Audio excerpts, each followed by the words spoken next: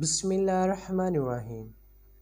جب روح زمین پر اللہ کے ولی امام علی علیہ السلام کی آمد کا وقت قریب آیا تو تاریخ گواہ ہے 11 رجب کو امام علی علیہ السلام کی والدہ بی بی فاطمہ بنت اسد خانہ کعبہ کے قریب آتی ہے اور دیوار پہ ہاتھ رکھ کے کہتی ہے، اے اللہ اپنے ولی کا ظہور فرما۔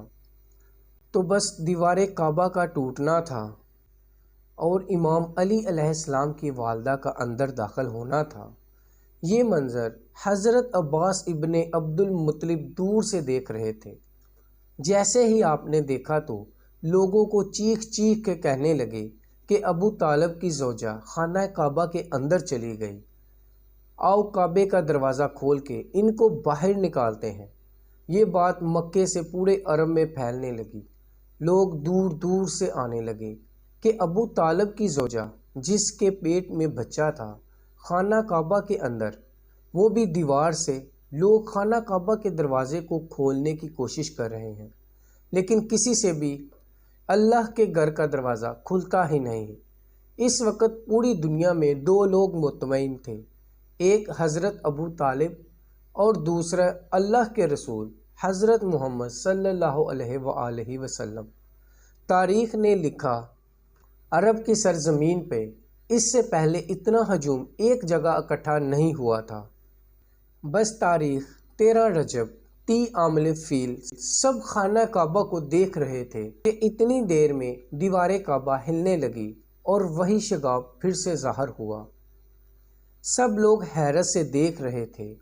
اتنے میں حضرت ابو طالب فرمانے لگے، اے محمد صلی اللہ علیہ وآلہ وسلم، جاؤ دیکھو اللہ کے رسول اپنے مبارک قدموں سے خانہ کعبہ کے اندر جیسے ہی پہنچے تو دیکھا کہ ایک نورانی بچے کے نور سے پورا خانہ کعبہ چمک رہا ہے۔ آپ نے دیکھا کہ امام علی کی والدہ پریشان ہے۔ رسول اللہ صلی اللہ علیہ وآلہ وسلم نے فرمایا، اے میری ماں، آپ غم زدہ کیوں ہیں؟ تو بی بی فاطمہ بنت اسد فرمانے لگی، اے میرے بیٹے محمد، اللہ نے جیسے ہی اس بچے کا ظہور کیا، یہ بچہ نہ روتا ہے نہ دودھ پیتا ہے۔ اللہ کے رسول نے مسکرا کے جیسے ہی بچے کو گود میں اٹھایا تو وہ بچہ مسکرا کے اپنی آنکھیں کھولنے لگا۔ اللہ کے رسول نے اپنی زبان امام علی علیہ السلام کے منہ میں دی اور امام علی علیہ السلام رسول اللہ صلی اللہ علیہ وآلہ وسلم کی زبان مبارک چوسنے لگے۔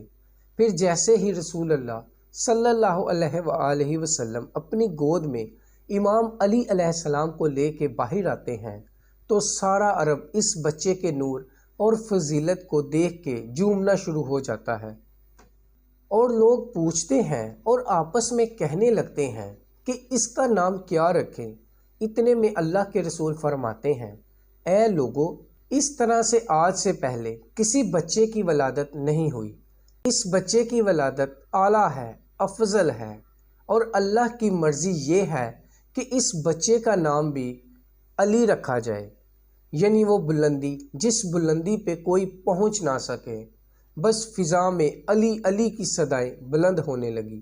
جناب ابو طالب امام علی علیہ السلام کو لے کر اپنے گھر کی طرف جا ہی رہے تھے کہ کسی منافق نے کہا، اے ابو طالب، کیا وہ رسم نہیں کرو گے جو ہر بچے کے ساتھ کی جاتی ہے؟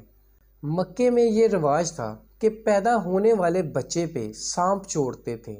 اگر سانپ بچے کو مار دیتا تھا تو وہ یہ سمجھتے تھے کہ یہ بچہ اپنے باپ کی اولاد نہیں، لیکن اگر سانپ بچے کو کچھ نہیں کرتا تھا تو پھر وہ یہ کہتے تھے کہ یہ بچہ اپنے باپ کی اولاد ہے اور ہمارے لیے قابل عزت بنے گا۔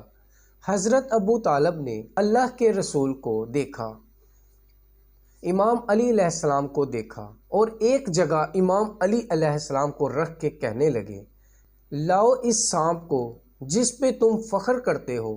وہ سانپ چھوڑا گیا۔ جیسے ہی امام علی علیہ السلام کے قریب وہ سانپ آتا ہے، امام علی علیہ السلام اپنے ننھے ہاتھوں سے سانپ کو پکڑ کے چیر دیتے ہیں۔ بس سب لوگ زور زور سے کہنے لگے کہ بچے نے سانپ کو چیر دیا۔